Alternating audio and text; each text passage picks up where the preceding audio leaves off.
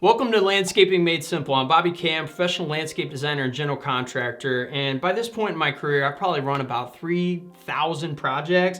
Way too many to count, right? This is the kind of knowledge that I want to pass on to you in regards to your backyard. Look, let's talk about a backyard today. How can you get the backyard that you want with the budget you have, the house that you have? Architecture of the house always plays a role in this, and the vibe and the style that you want. How do you break all these things down to get what you want? How we're gonna do it is I'm gonna show you lots of examples today from different things that I have seen in the industry that are out on Pinterest to projects we've installed here in St. Louis, Missouri, as well as different designs. Let's break down a couple of things to give you some real concrete examples that you can take with you and apply to your yard so you can get the backyard that you want. Okay, so I got my massive monitor up here, but basically what I'm gonna do is I'm gonna start walking you through some of these examples. The first thing that I want you to think about when you are designing or considering hiring a company or a designer for your backyard is purpose. Like with anything that's gonna be out there, I want you to think about different zones, of course, where you're gonna put all of these different things that I know that you're interested in. Maybe that's that outdoor kitchen, it's a cool landscape bed, it could be a water feature, it could be a cozy little nook where you can read a book. Whatever it is, you are going to create all of these different zones, but you wanna put zones together that are for purpose. The mistakes that I see more often than not is finding something that you really like on Pinterest or Google or YouTube or wherever, and you feel like you gotta squeeze it in there. And the problem is it becomes this zone that's disconnected from everything else that you put in the backyard, and it just doesn't flow, it doesn't make any sense, and it seems like it's just kind of burning up cash. I don't want that to happen to you. So let's go through a couple different examples for purposeful areas. The first thing to think about is, how about a dining area? How about a place when you do have family and friends over that you can go out, entertain, hang out, have conversation, which is so meaningful nowadays. I feel like this disconnect has happened just on steroids with this technological boom that's going on. We need to get outside more. We need to have more meals outside with friends and family, and having a destination where you can go out, throw down some plates, get some stuff off the barbecue, and hang out and talk with your family and friends and connect. It's number one. I think it should be in every single design. So that's the first thing. The second thing is having a place for just you to unwind and like recharge with a book, a cup of coffee. Maybe it's just doing yoga or meditating and hanging out and just being one. We have all this external data nowadays. I am hugely at fault here. I just realized this. I was sick for about a week and I was watching Netflix and I was binging and I was doing all these things that didn't serve me. I was just taking in data and data and data. What we need to do is quiet the noise and have our own thoughts pop in. It's like when you're in the shower, why do you have all the best ideas in the world? It's because you got nothing messing with you, right? If you can create a nook where you can have a table and chairs, place to put your book, place to put your cup of coffee, look out, unwind, maybe it's a fire pit, and just have a little zone there and a transition from, say, the patio over to there, I think that is such a cool little way to do it. But there's no right way to lay this out. It's about you and your style and your color choices and all the things that make you feel good. But I think it's very important you start out with that dining area and then you have a place to recharge. Those are two.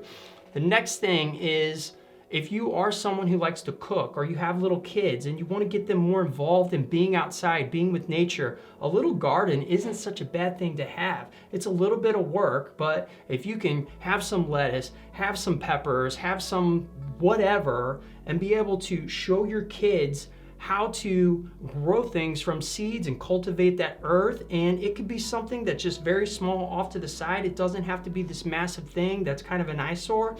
That's a great way to also interact and build connection and make memories. I think that that is also a beautiful thing to do. Finally, as far as a purposeful place, when you are creating all these zones, make sure you think about your transitions to get there. It's nice to have a play set. It's nice to have that garden. It's nice to have a fire pit area, your recharge station, your destination where you're gonna go out and eat.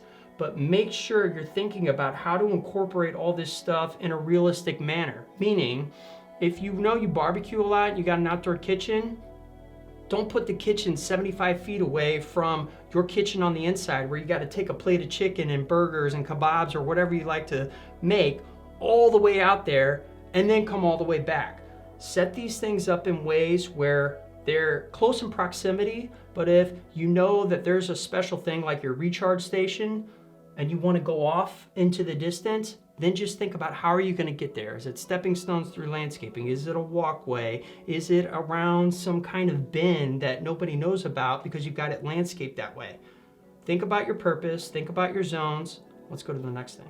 Okay, and one thing I forgot is I've got a giveaway at the end of this video, which is a couple minutes away here, that I want you to go get. This is gonna help you lock on some of the cool things that you can put in your backyard, these different focal points in the destinations that are gonna make it off the chain. You know, it's gonna really make this thing pop and look cool. Off the chain, I don't even know if I said that right. You know what I'm talking about. Make your destinations, your zones pop with focal points. So I've got a download there for you. It's 25 of my favorite that I've scoured the internet to find, as well as different things that we've incorporated into projects that we've done here in St. Louis. So make sure you go get that. It'll be in the links below. The final thing I want to talk about is multifunctional zones, like the functionality between all of this. Like if you put all of these things out here, make sure that it makes sense, that you're using good materials, that you're leading people out there in a way that is working with the elevations of your land. You've got the nice steps to transition or how to soften these spaces up. So let's get into a couple of different things that I know make a difference cosmetically, aesthetically, with all of this stuff going on. The first thing is your landscaping. Make sure when you put in your landscaping, now you can fill these beds as much as you want, or you can make them a little bit more low maintenance and a little bit more of a minimalist style where they're more spread out.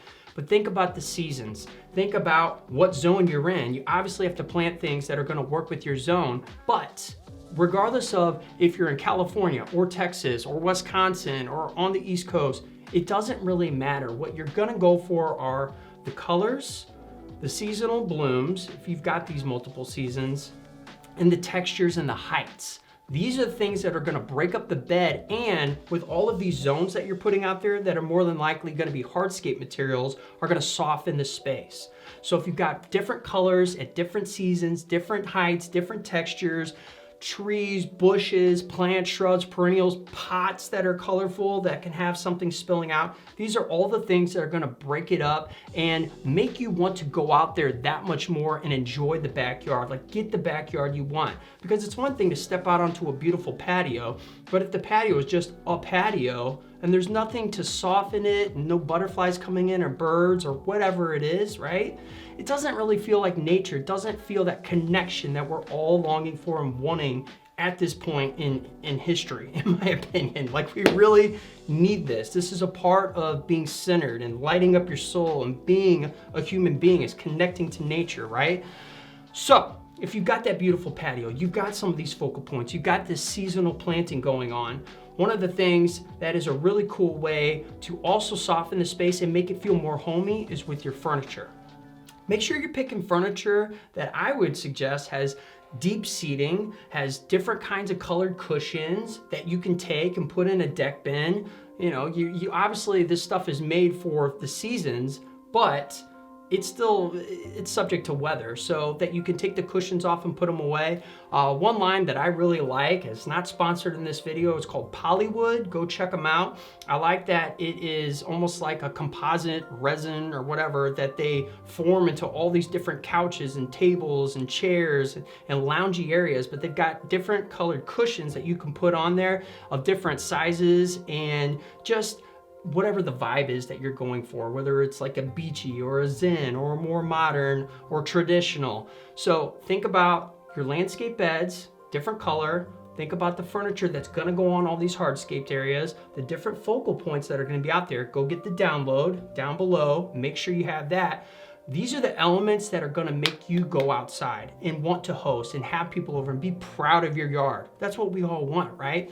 If you wanna go deeper into this, I've got a design blog that is like way more content that touches on this. You want the backyard of your dreams? Go check that out. It comes out every single week. Every single week there's a download. Every single week I'm giving something away for free. I want to help you. And if you need help laying all this stuff out, that's where the design comes in. Go below. I can help you there. This is Bobby K saying creation is everything, so go out and create. I'll see you in cyberspace.